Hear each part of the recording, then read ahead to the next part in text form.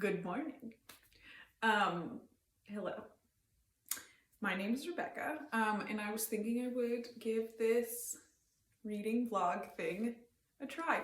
I don't know if I'm using that terminology right. I'm still in the R&D phase here. I think that's what's happening. I don't know. We'll see. Maybe nothing is happening. All right, so I like to have very luxurious mornings where I drink my coffee and read a few pages in bed with, the blue light on. Gotta get that vitamin D. I don't know. Those sad lamps, what do they do? Probably nothing. So this morning, I've been reading Fake Accounts by Oyler because the internet told me to. It's good. It's really good.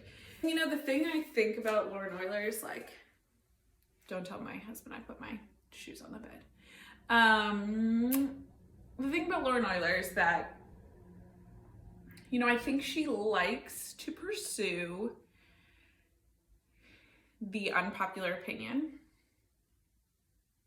And I think that we can all, to some extent, sympathize with that urge. So if you don't know, this is her debut novel, but she's a writer and she does a lot of book criticism. And she's sort of known for the takedown. Especially, I would say, the takedown of those books that are sort of media darlings that everybody's loving. And being that person who has the unpopular opinion, I think we can all, we want to like things before they're cool or not like the things that everyone else likes. I don't know. The point is, everyone likes this book. She's the media darling now, and I'm just part of the sheep because I'm into it. Although I will say that the passage I'm in the middle of right now, I'm about 200 pages in. It's about 260 pages. The part I'm in now, she seems to really be going after Jenny Offill, who I love. I love her. I do not apologize for that. Love me some Jenny Offill. Department of Speculation rocked me a few years ago. So yeah, she's going after her pretty hard right now. I like it. I'm here for it. I contain multitudes. I'm gonna like both Oyler and Jenny Offill. And she's in Berlin right now. I feel like now Berlin's probably ruined. Like if you're not gonna go to Berlin tomorrow, you're too late. Berlin's ruined. So you heard it here first. All right. So, this guy needs a walk. Hey, do you want to come say hi? You want to make your booktube debut? No, shy.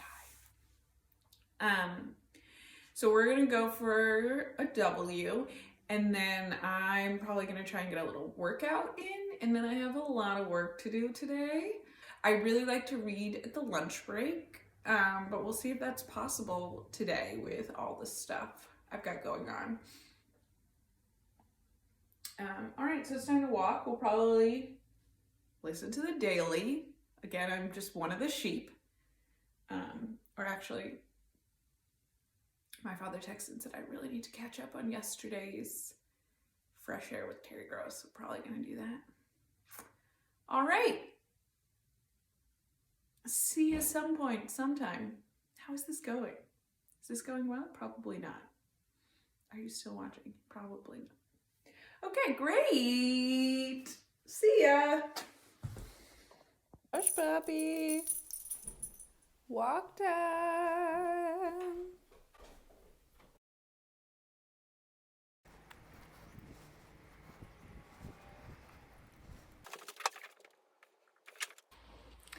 Hello. So it's been a busy day as I expected, and I haven't gotten any reading done.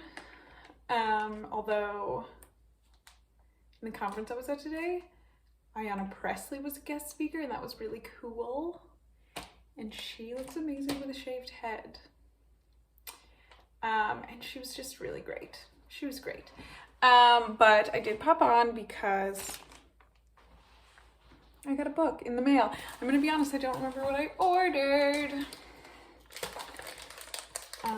So let's see.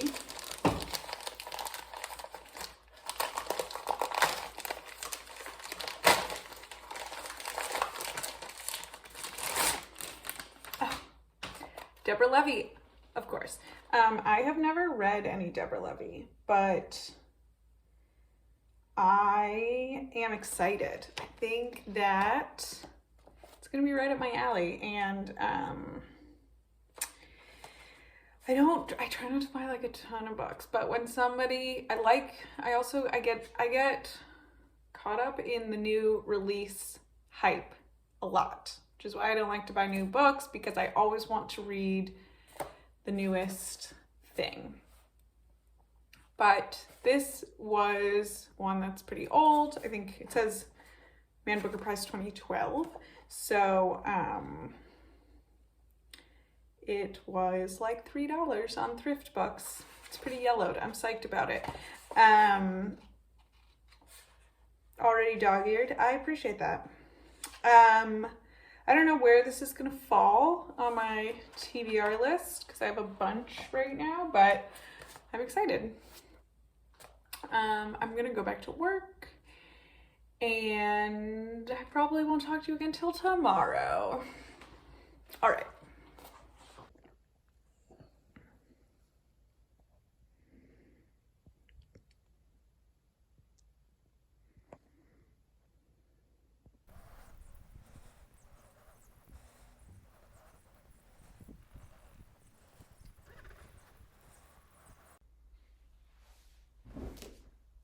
Hello. So this morning I finished Fake Accounts by Lauren Oyler, and it was good. I enjoyed it. I'm gonna say like 4.5 stars. And am I denying it that half star because I'm Lauren Oylering it? I'm not sure. To be determined. I think that here are my thoughts about this.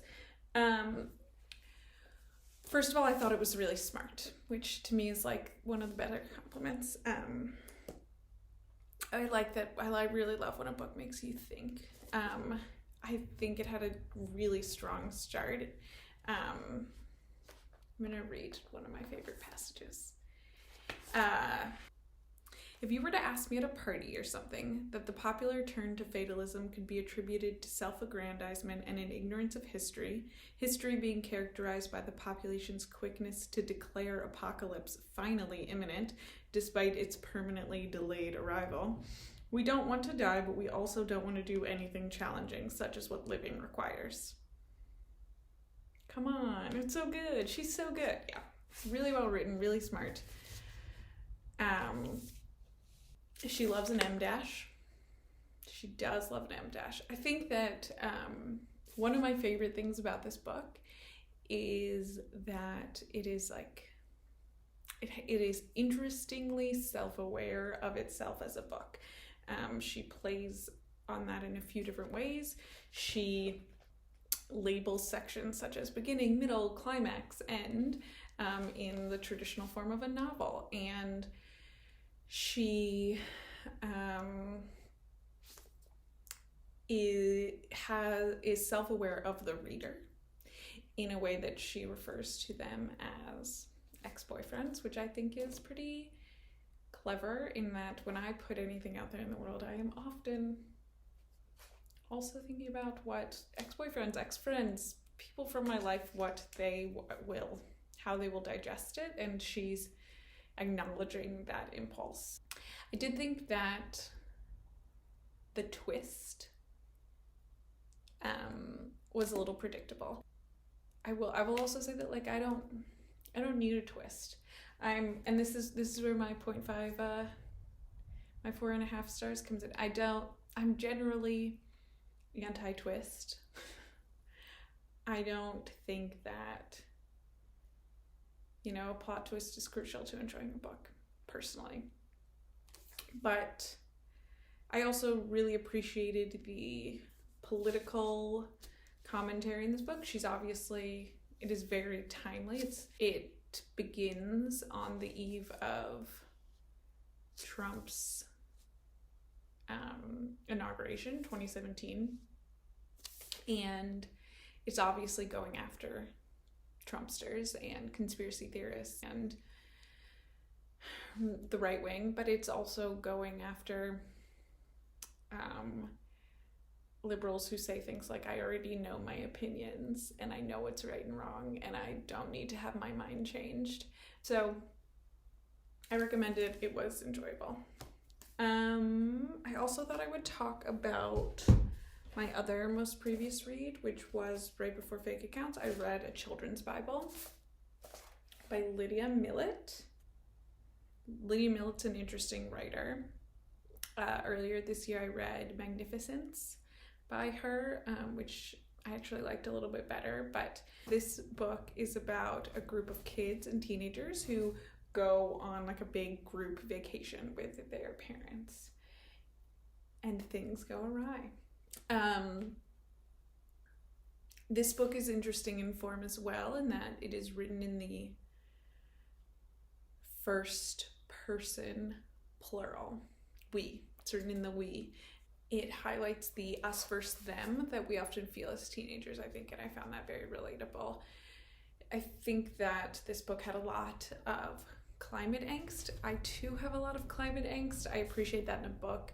I would say it wasn't exactly subtle in this book, but the way that it plays into how we feel about different generations, I think, was interestingly written here.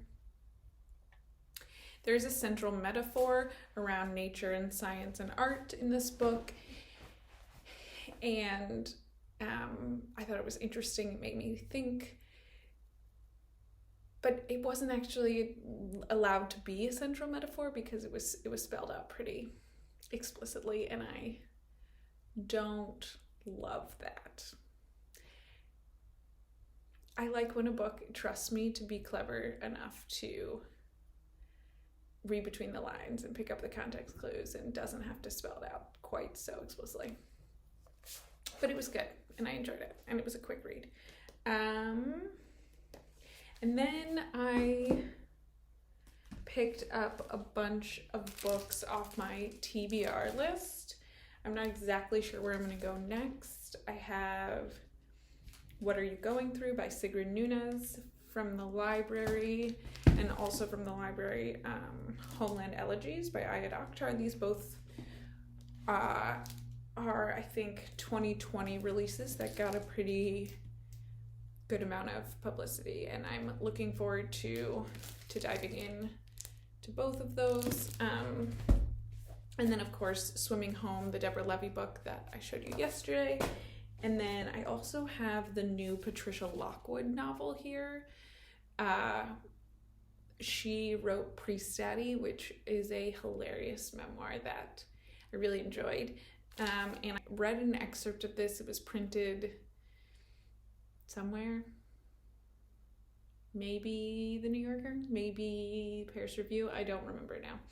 And I enjoyed it. And it had a lot of similar themes as the Lauren Oyler. I think there's also some themes of abortion and women's health stuff in here that I'm excited to dig into. So I'm not sure where I'm going to go next, but I have some good options. Also, speaking of the New Yorker, today I read in the most recent New Yorker a review written by Jia Tolentino of a book called A Life of the Mind by Christine Smallwood. It is a debut. I'm not familiar with Christine Smallwood, but the review was great, and so I put it on my my Goodreads is a want to read for sure.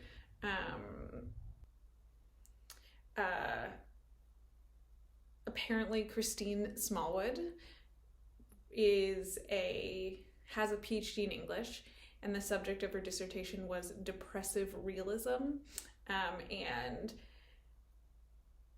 of the protagonist, Jia Tolentino writes, she lives in the privacy of her own brain, silently adventuring on an inner tube through the roiling whitewater of her thoughts. Come on, that sounds really good. I am excited about that. She compares this to Lynn Steger-Strong's Want, Sheila Heti's Motherhood, and Jenny Offel's Weather. All three of those are 5 out of 5s for me. Love all of those books. A overeducated white woman who's angry and ambivalent is like my bread and butter. So I think that is gonna be one I'm excited about. So that's all for me. How was this for you? This was good for me. Should we do this again? Let me know. Let me know if you're an experienced booktuber, all the things I did wrong today. Let me know if you want to be my friend and talk about the end of fake accounts. Yeah. Thanks for watching if you did and you are not my mom.